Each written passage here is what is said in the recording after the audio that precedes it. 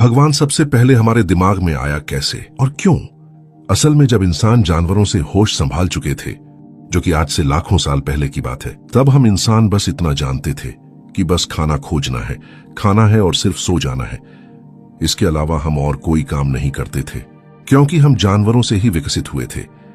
जैसे आज के सभी जानवर भी खाना खोजते हैं, खाते हैं और बस सो जाते हैं। हमारा भी पहले सिर्फ यही काम हुआ करता था, लेकिन जैसे ही हमें आग के बारे में पता चला, तो यहीं से हमारे अस्तित्व में बदलाव आया। पहले तो हम आग से डरते थे, क्योंकि हम जानवरों से ही विकसित हुए थे। लेकिन फिर भी एक दिन अनजाने में किसी इंसान ने कच्चे मांस को आग के ऊपर किया, और जब उसने उस मांस को खाकर देखा, तो उसे चबाने में कोई ऊर्जा खर्च करने की आवश्यकता नहीं हुई। साथ ही उसे खाने में भी स्वादिष्ट लगा, और इसी फायदे की वजह से हमने आग से न डर के उसके पास जाना शुरू कर दिया, जिससे हमने आग को भी नियंत्रित करना सीख लिया। और जो ऊर्जा हजारों सालों से हमारे कच्चे मजबूत खाने को चबाने और पचाने में व्यर्थ जा रही थी, वो ऊर्जा पके खाने में न खर्च होकर खुद ही हमारे दिमाग में इस्तेमाल होने लगी, जिससे अनजाने में सबसे बड़ा फायदा यह हुआ कि हमारे छोटे से दिमाग का विकास होने लगा, क्योंकि उसको पर्याप्त से भी ज्यादा ऊर्जा मिलने लगी, जिससे उसका विकास उसकी हद से ज्यादा होने लगा। और अगर हम कच्चा खाना ही खाते रहते, तो हमारी बॉडी का विकास तो होता रहता, लेकिन हमारे दिमाग का नहीं।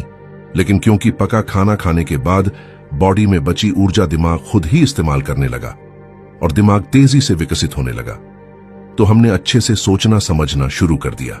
जैसे कुछ समय बाद वहां ऊपर कुछ चमकने लगता है। हालांकि तब हमने बोलना नहीं सीखा था, और ना ही उनको आज हम जो बोलते हैं वो बोला करते थे। बस हम तब सिर्फ देखा करते थे। मतलब हमारा दिमाग कुछ अलग और चमकदार देखकर आकर्षित होने लगा था, और सारा ध्यान वहीं लगा देता था, जिससे ऊपर की तरफ हमारी क्यूरियोसिटी ज्यादा होने लगी। लेकिन कभी कभी ऊपर से पानी गिरना और कुछ डरावनी आवाजें भी आया करती थी, जिससे हमें ऐसा भी लगने लगा कि ऊपर जरूर कोई है जो हमारे साथ ऐसा कर रहा है।